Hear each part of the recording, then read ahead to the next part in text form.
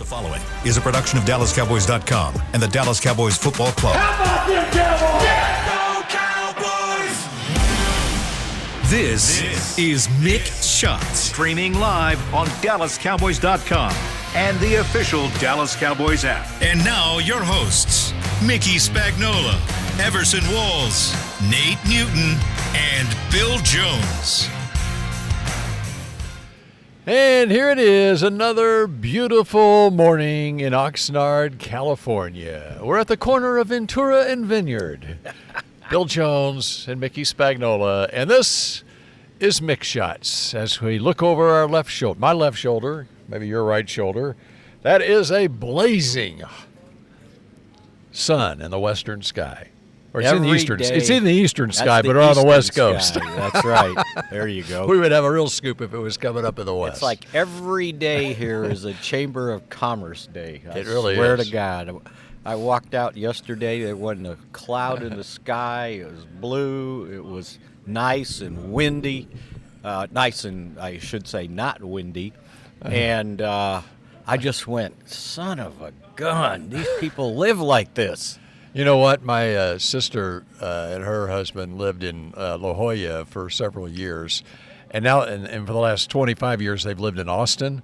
The reason they left La Jolla is it got boring. Oh, no. they wanted a change of seasons, and so they moved to Austin, like Austin has. La Jolla is like one of my favorite cities in the United States. Right. Oh, my Lord. But she said after a while, you know, when you grow up in Texas and her husband in Oklahoma, you know, after a while, you want to change the season, so it gets boring. I'll tell you what, that one year the Cowboys practiced for 3 or 4 days against San Diego, we stayed in La Jolla. Yeah. Oh, my.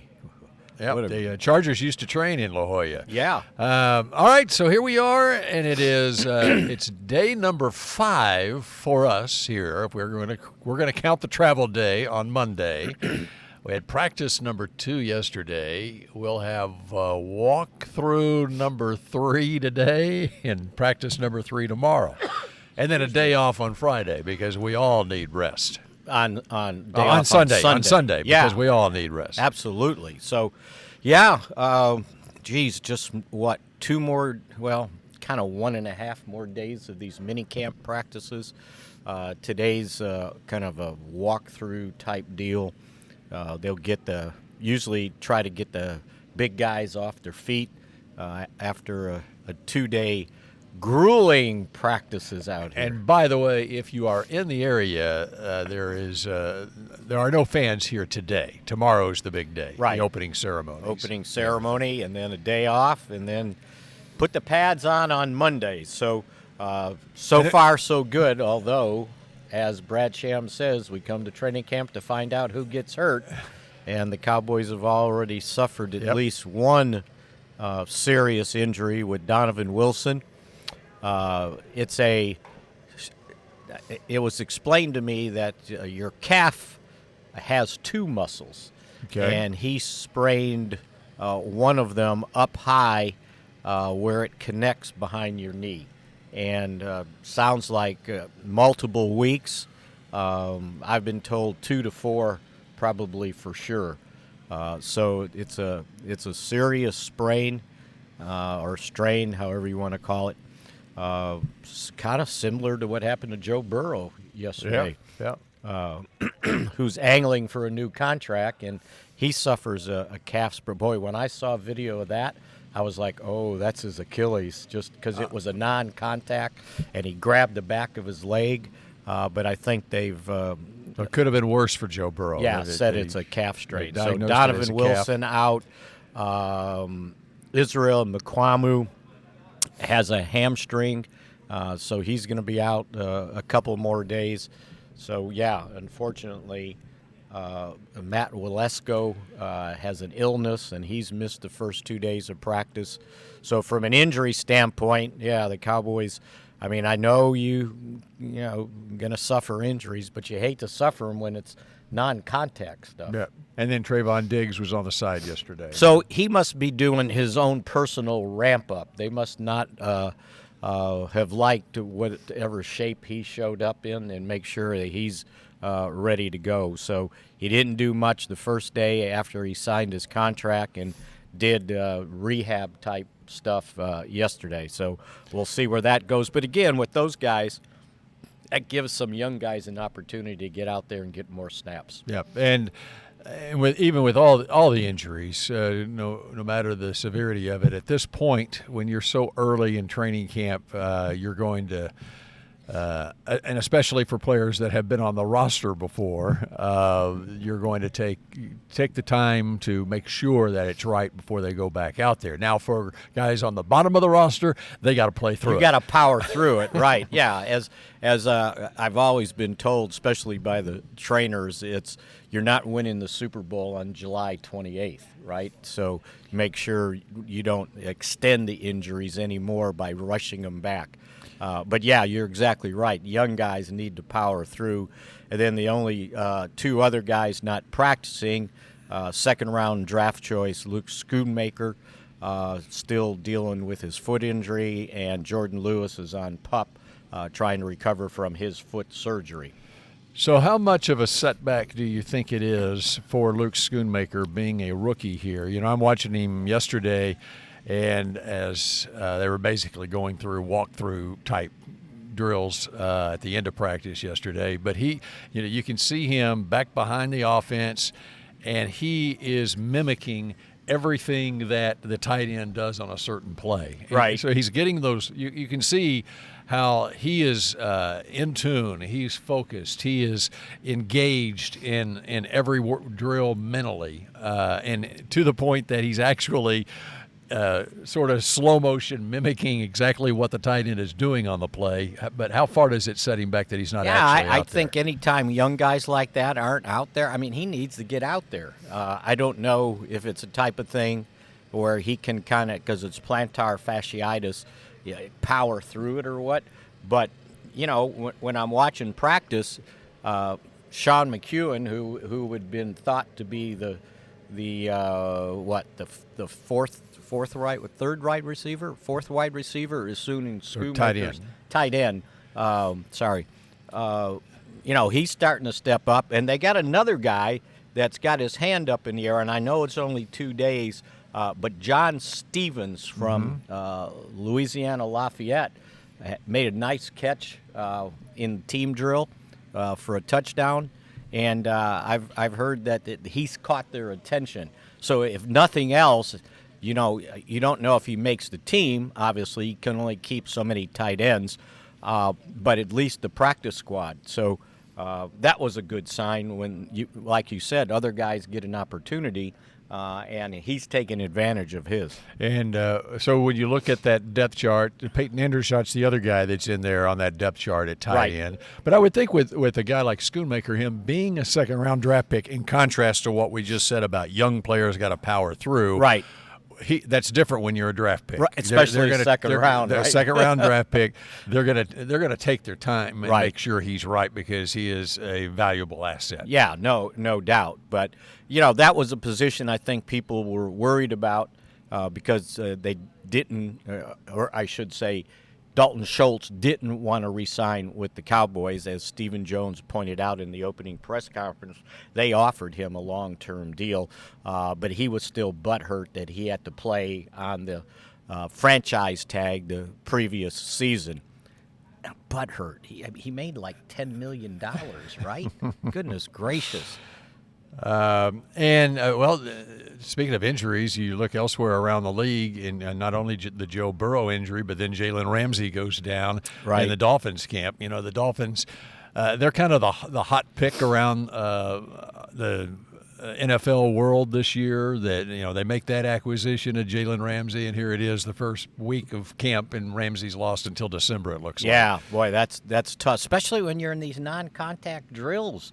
But again, I understand why they do it, but I don't get it. You do all that work in the off season, and you give guys 5 weeks off, and then you come to camp and expect them to just pick up where they left off. Well, if guys aren't diligent and get back on their own a week early and start working out again, that's what happens with these soft tissue injuries. Anything catch your eye the first couple of days? Well, let me look here on my little notepad from practice yesterday. You know, in the press conference, Mike McCarthy talked about not using Tony Pollard and Terrence Steele when they went 11 on 11. Well, early in practice, they were out there 11 on 11. And so that's another good sign that they can kind of push those guys a little bit. Talking to Terrence Steele, I was asking him, I said, so when do you think you're kind of ready to get out there full-time, play some football when the pads come on? And he said, well, it's probably a couple weeks, maybe, a month. So, but he felt really good about where he's at. He talked about how he changed his diet. And it's not that he's lost weight. He said he's redistributed his weight. And somebody asked him, so what did you do? He goes, well, I kind of like sweets, so I decided can't eat that. And the guy said, what else? He goes, pizza. I just can't stop eating pizza. He goes, but I've decided that those things aren't good for me, and especially when I was rehabbing the ACL injury. So he looks good. He's moving good. And without Zack Martin here, so when they get the first team offensive line out there, it's Tyron Smith, Tyler Smith, Biotish. Josh Ball has taken Zack Martin's spot, and then Terrence Steele is out at right tackle. You know what strikes me about these offensive linemen? They are some big guys out there. I mean, you can see the draft profile that the scouting department has on these offensive linemen. Right. I mean, I'm talking not just big, but tall, rangy, big guys, with size as well. Which reminds me, when Jerry Jones bought the team in 1989, I think he said there were 4 offensive linemen in the league that weighed over 300 pounds. 34 years ago, and you won't find 4 offensive linemen under 300 pounds in any camp now. If you think back to the mid-'80s, Tom Landry didn't want his offensive lineman much heavier than like 270, right? 260. And that's why when Nate Newton showed up. The kitchen. Who, by the way, is supposed to show up and be with us next week on Mick Shots. He shows up at about 340, and it was like, oh, my gosh, look how big this guy is. And that was a change for Tom to have an offensive lineman that big. So the other thing, when Steele wasn't out there full-time at right tackle, Chuma Edoga was out there. And I was watching the second team offensive line, and they had Edoga at left tackle. They had Matt Forniak at left guard, and then the center was Brock Hoffman. T.J. Bass, who they really like, was at right guard, and Alex Taylor Prelo was at right tackle. So that's kind of how they were lining up the backup. And you know what? Yeah, somebody will say, well, why is that important? Well, they're going to need some backups, right? And they're going to need some backup interior guys.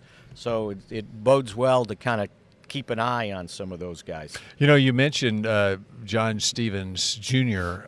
Earlier. One thing about him, he is the son of a former NFL running back, the late John Stevens, who played with the New England Patriots. Did not know that. He also is the brother of Sloane Stevens, the tennis player. Yes. Really? And he went to TCU, but he wound up at Louisiana Lafayette, but he first was recruited to TCU as a wide receiver, a big wide receiver at 230 pounds out of high school in Louisiana. What is he now? He's What do they list him at? 245. Okay, yeah. 6'6", Yeah, he's a big, rangy guy. I mean, and you can tell that the coaches really like him. Just the way that they're using.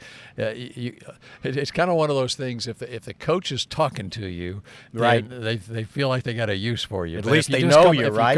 If you get your one rep and you come off the field and they kind of ignore you, that's not so good. Well, with him, they're talking to him, and so I think they like what they see out of him. He's going to be a fun guy to watch during preseason games. Well, I'll tell you what, he moves well, and when he runs that kind of pattern down the slot, that's a big man moving down the slot against little guys trying to cover him. Which is what you're looking for in this league. Absolutely. Mismatches. All right, we're just getting started on this edition of Mick Shots. We got much more to cover. What we've noticed out here on the field the first couple of days and what we can look forward to, and they put on the pads on Monday when Mick Shots returns in just a moment. I'm Dak Prescott, quarterback of the Dallas Cowboys. Blockchain.com is one of the most trusted ways to buy, sell, and trade crypto. Whether you're always on the go or stay closer to home, Blockchain.com is just a few taps away. Put the power of crypto in your pocket, so no matter where you are, you can trade on your terms and build a crypto portfolio to fit your life. For crypto pros, rookies, and anyone in between, Blockchain.com makes it easy to own a piece of the future. Blockchain.com, trusted by millions, trusted by America's team. The Medal of Honor is our country's highest military award for valor in combat. More than 40 million individuals have served in the armed forces since the Civil War. Fewer than 4,000 have received the Medal of Honor. The National Medal of Honor Museum will be a place to preserve these legacies and inspire America. It's being built right next door to the Dallas Cowboys in Texas. Help us honor our country's greatest heroes. Learn more and get involved at mohmuseum.org. Star Sports Tours is the only official fan travel partner of the Dallas Cowboys, offering exclusive game weekend travel packages with pre-game sideline access and photo ops with current players, cheerleaders, and Cowboy legends. You want to stay at a team hotel, attend the best tailgate party in Texas, tour the Star, and talk X's and O's with me, Everson Walls? With Star Sports Tours, you can. Visit cowboystravel.com to book your travel package today. We know that juicy, cheesy, grilled to perfection burger sounds amazing, but it does sound like something is missing. Pepsi, baby! The yin to this burger's yang. Burgers and Pepsi go together like burgers and Pepsi. This perfect blending of flavors makes every bite of lettuce, every sesame seed on the bun, and every sip of that crisp, refreshing, ice-cold cola a journey to Foodtopia. Burgers, better with Pepsi. That's what I like. Back to Mick Shots. Cape Post Roofing and Waterproofing, proud partner of the Dallas Cowboys. From corporate homes to your home, have your roof checked by choice, not by chance. Call now, 214-225-4860, capepostcompany.com. And this is Mick Shots. It's brought to you by Miller Lite, and most appropriately, Mickey Spagnola has donned his Miller Lite shirt today. We have a few of those for things that are sponsored. The TV show that we do, Cowboys Daily, by the way, and it shows every evening on the Blue Star television network. Do you realize we started doing these? They're real short, kind of 50-second updates in 1998 when we were in Wichita Falls. Oh, wow. And we had 25 years ago. We had a closet next to the cafeteria. And that's where we started doing the show, myself and Scott Purcell, the head of the TV department. And we're still doing them, by the way. Wow. Sponsored by staying power. And it's been Lite. sponsored by Miller Lite the whole time? Yeah. Wow. No, not the whole time. Okay. We started off with some trucking company, and they wanted me to wear one of those mesh trucking hats, and I said, no, we're drawing the line, right? You know how they stand up real high on your head? Right. Well, that was 25 years ago. If that trucking company wanted to sponsor Mickey Spagnola today, he would wear whatever they... Well, probably so, right? And then I think it was a company that made barbecue sauce, and then I think Miller Lite got in the picture. Yeah.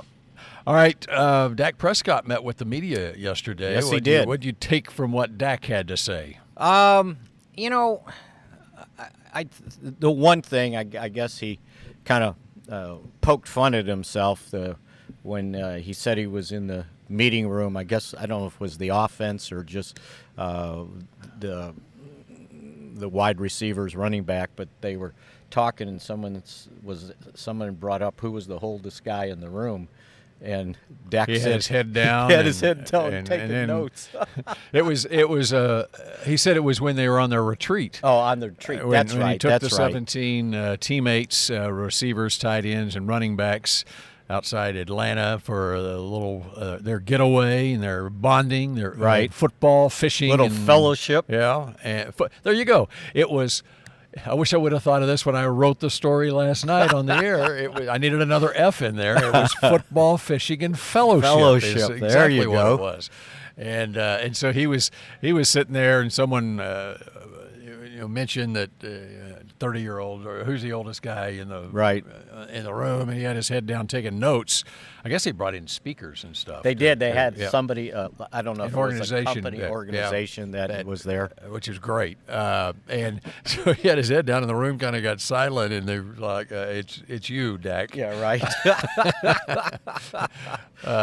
But he turns 30 tomorrow, right? And so he's been kidded by. It was funny yesterday. CeeDee Lamb did his interview with all the assembled media out on the field after practice yesterday, and people were asking him if he's teasing Dak about turning 30. And CeeDee said, got a broad smile on his face and said, "That's all he's been doing. He's been teasing him about it." And then Brandon Cook said that he's got Dak's back because he's about in that same. He's club. 29. Yeah, he's closing in on 30. He's a couple of months behind Dak on it. So yeah, absolutely. I mean, you think of Brandon Cooks as being older than that. I thought so too. It just seems like he's been in the league. What is this? His 10th year? Am I right?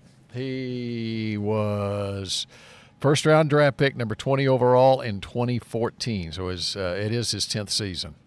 Actually, this thing says it's his 11th season. He's going into his 11th. What year did you say he came out? Maybe I wrote it down wrong. I'm not sure. 14, and New Orleans picked him 20th overall in 2014 is what I've got. That should be 10, right? Yeah, going into his 10th season. And man, speaking of that, wow. You think he really can looks run? Good. There's some players that switch teams because they are a malcontent. Right. And he's been on a number of teams. They don't get along with players, or maybe they don't.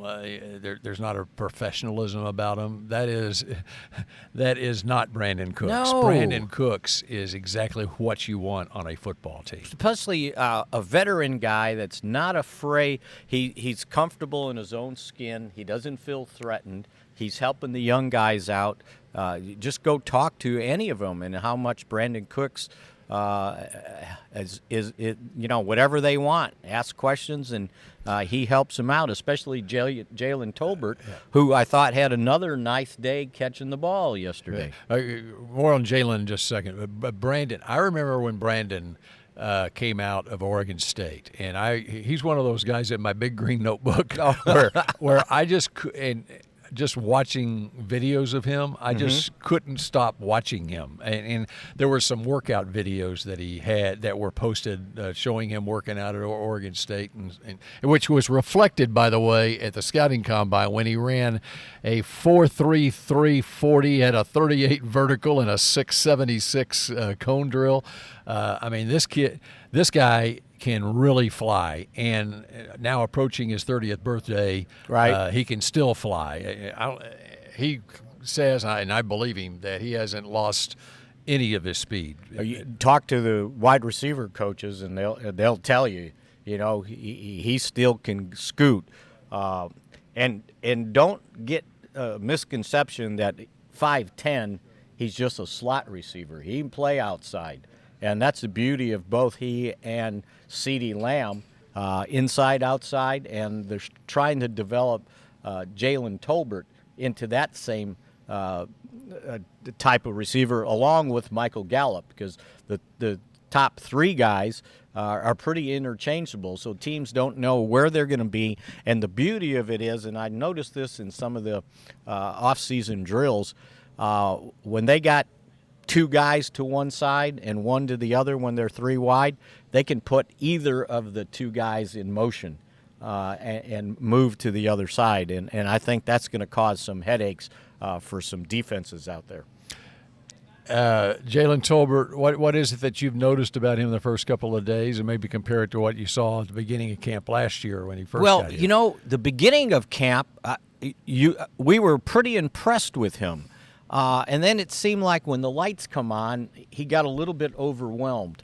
But number one, when sitting there talking to him back at the mini camp, I was just physically he's developed. Like, you know how guys make that big jump from their first year to second year when all they have to do is work out in the off season.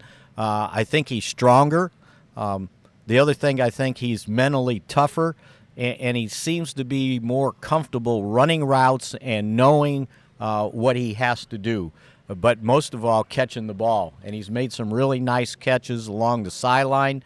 Boy, if he can continue to develop and they have 4 wide receivers like that, they're going to be pretty potent on offense.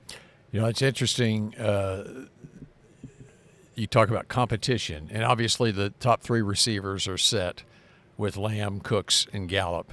But the competition for the 4th and 5th receiver spots on this team is really pretty open. Right.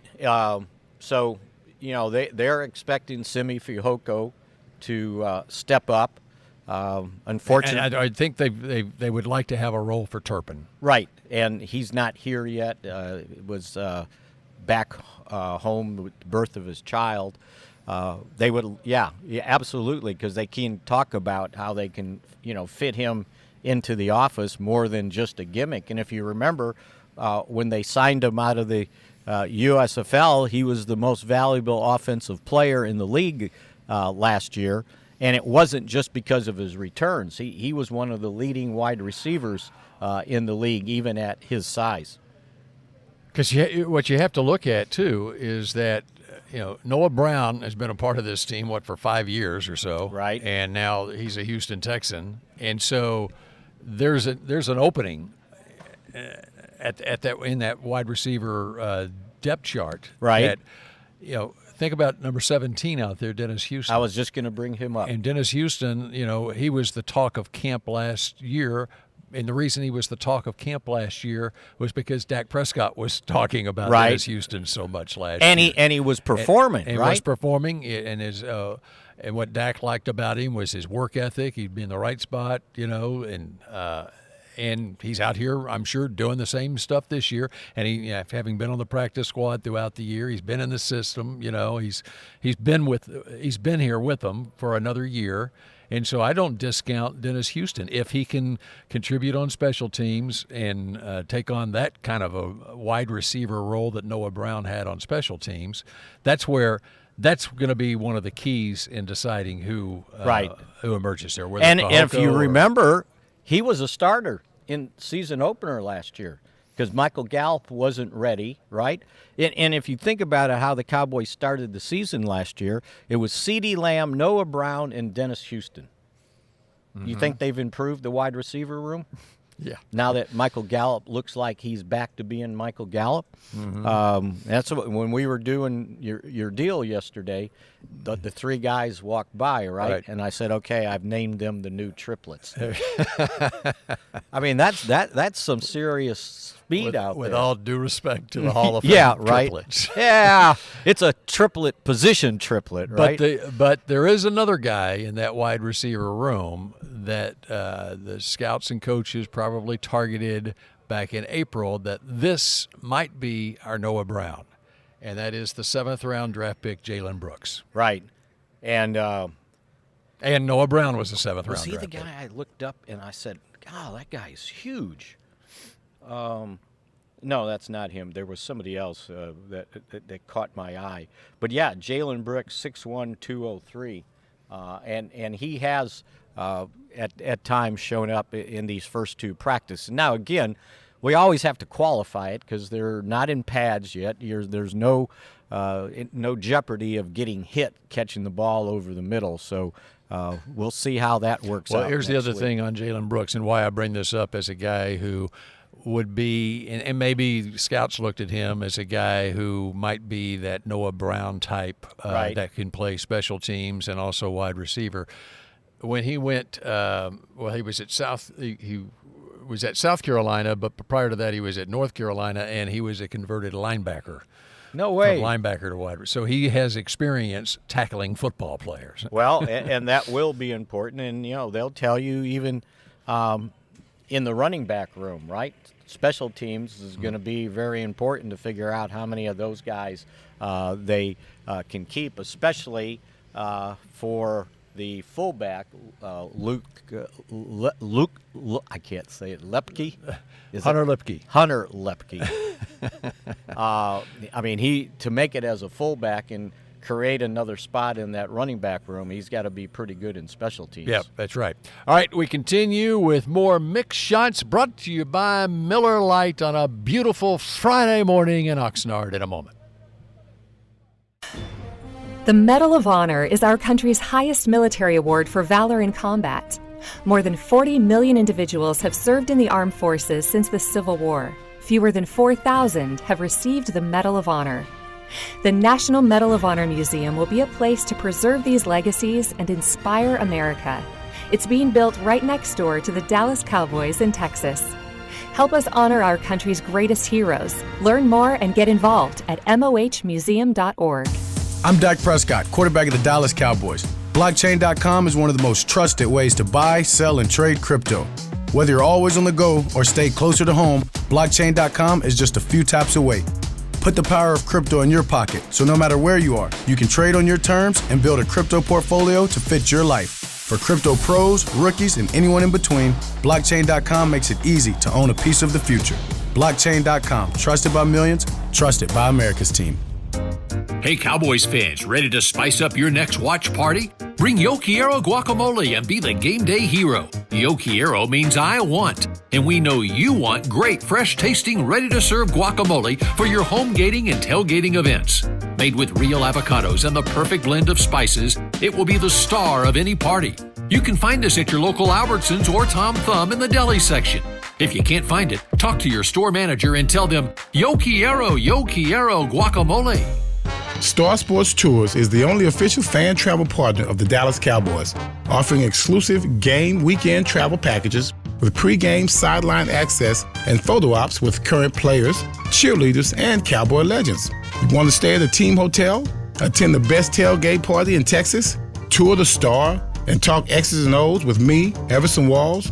With Star Sports Tours, you can. Visit cowboystravel.com to book your travel package today. Back to Mix Shots. The official 2023 Dallas Cowboys Star Magazine Training Camp Preview is now available. This year's edition features scouting reports, position analysis, a pull-out schedule poster, and articles from your favorite Cowboy writers. Get your training camp preview today at dallascowboys.com/star. And Mix Shots, brought to you by Miller Lite, continues now. Let me clarify on Jalen Brooks, because I misspoke from what my notes, which I couldn't read in my notebook here. He went to Wingate University in North Carolina. Not UNC, Gotcha. The Tar Heels, which is a Division II school, So where he it was was a converted step up. linebacker, and then he transferred to Tarleton State after that. He spent a year at Tarleton State really? in Stephenville, which is near the Dallas-Fort Worth area, before transferring to South Carolina for his senior and super senior seasons. So there you go on Jalen Brooks. All right. Opening ceremonies tomorrow here. Right. You don't have to get here early because you're already living on the premises here. But I remember last year and in previous years, opening ceremonies, because I stay in a hotel off campus. And typically you mosey over here, if McCarthy's having his press conference at 10:45. I like to get here by about 9 or so, 9:30. An hour or so ahead of time. Not like when you show up for Mick Shots whatever. at the Star and show up for like 2 minutes. 11 o'clock show. He shows up at 10:58. Yeah. He and Everson Walls. Well, by the way. I know that I can be pretty confident that I can get in the building and everything fine there. I'm telling you, the line of cars on Saturday opening ceremonies morning is unbelievable out here on what would be Ventura Boulevard out here. They don't open the gate, the parking lot gate probably until 10 o'clock in the morning. And I'm told that they start lining up before the sun comes up in the morning. Actually, I did a little Twitter video of it as I was driving. I just pulled my iPhone out, and as I was driving, fortunately the media, we get to go around that. We don't have to stand in the line.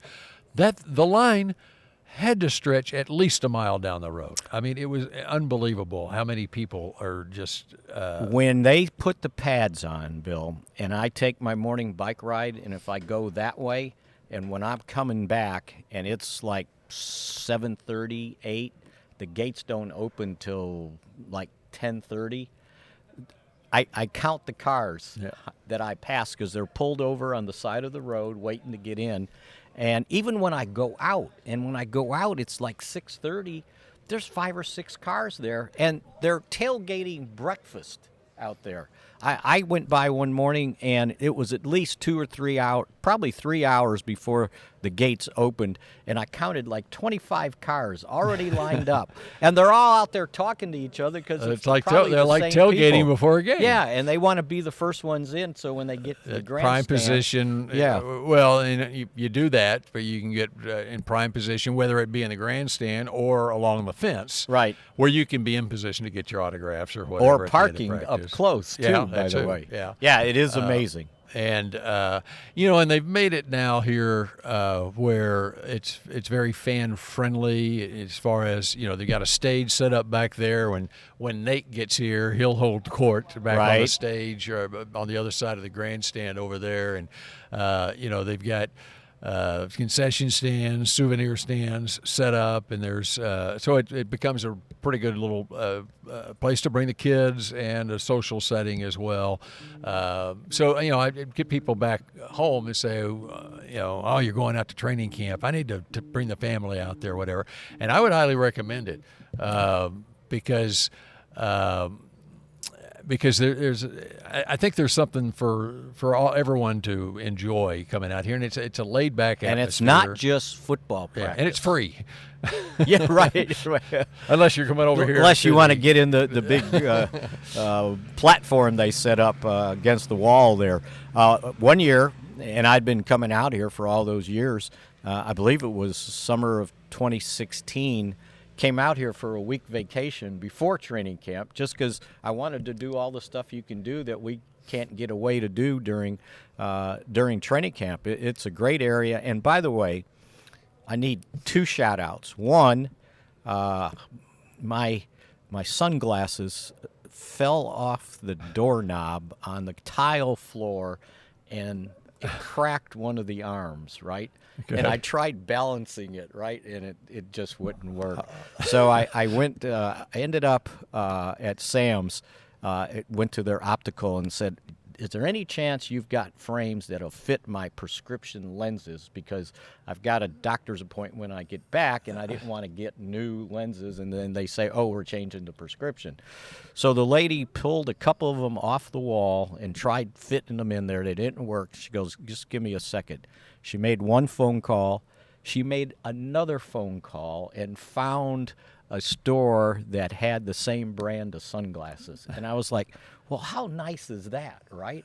And I just told her, you just went beyond. And then I went and got them, and now I'm back in business. The other thing is my first day here, took my first bike ride, had a flat tire. Flat tire. And we had the show, right? I had to walk back, and I got back about 20 minutes before we started the show. Craig Miller at the ticket. Here's a big cyclist. A huge cyclist. He goes, oh, go get a tube and I'll change it in 5 minutes. And I said, what do you mean? I said, it takes longer. And he goes, I'll change it in 5 minutes. So yesterday I brought it over, and in their break at the crosstalk, he started changing my tire. Wow. And he about finished before they got off the air. So he was on the air doing an in-service on changing a flat tire. So I mean, Craig is one of those types. I mean, he's rode in events, right? Yeah. Well, when he comes out here, there's a road that goes up off the 101 to Ojai. It's kind of up elevation. He rides up it. When I did it, I went up and I rode down. He went one year. He went to France. Yeah. And just rode his bike around France like he was in the French Open. He takes it to Europe a couple times. The French Open. Yeah, the French Open. And then he played tennis. He went to Roland Garros and played Tour tennis. De France. The Tour de France, not the French Open. The French.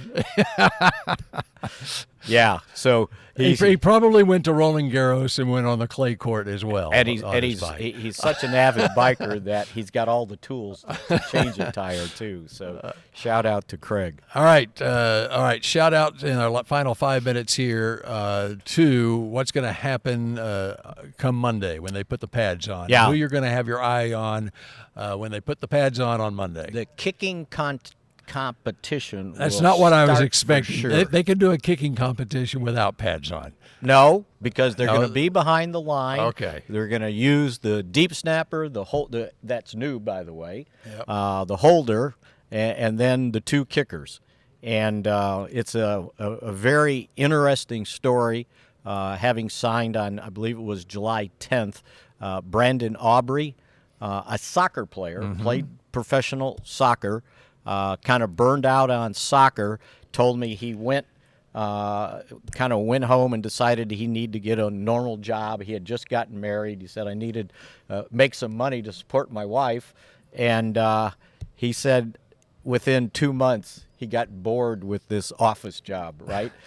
He was a software expert or whatever for a financial firm. And so he said he was sitting there watching football one day, and his wife said, you know what?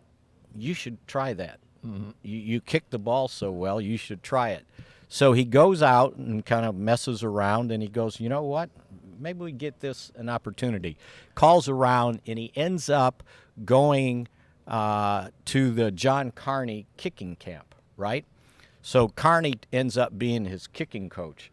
Well, here's how things work out. John Carney went to Notre Dame. Mm-hmm. That's where Aubrey went and played soccer. John Carney was there when Lou Holtz became the head coach at Notre Dame, and for 1 year, his son, Skip Holtz, walked onto the football team. Wow. Okay? Now, let's go forward. And when Aubrey couldn't find, he tried out for a couple NFL teams on that kicking caravan. He ends up with a job in the USFL. The Birmingham Stallions, the head coach is Skip Holtz. Was the walk-on from Notre Dame. Right. So the connection between John Carney and Skip Holtz, when they overlap 1 year at Notre Dame, Skip says, okay, I need a kicker. Let's bring this guy in. So he gets his start in Birmingham. First year makes 14 of 15. The second year, 14 of 15. And Chris Bonio, the Cowboys' former kicking coach and kicker, was the coach, the kicking special teams coach. So all these connections. And then Darrell Johnston is the head of the league, basically. Of the league, right. And John Fossil said that, Bonio told me Fossil came and scouted the game. And the Cowboys kept saying, we're going to look everywhere, right, even other leagues. Well, in the back of their mind, they knew they were going to sign this guy.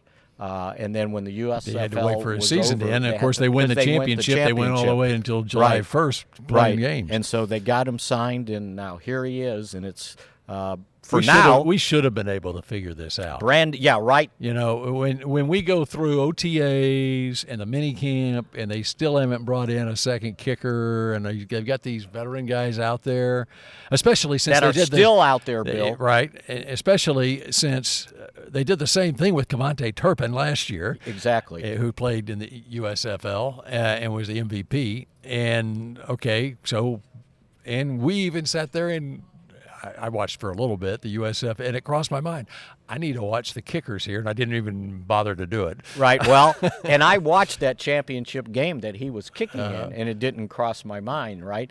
And John Fossil told me, he goes, we already had that. By the time that game was played, it was a done deal. It was just a matter of waiting and doing all the paperwork you have to do to sign guys out of the USFL.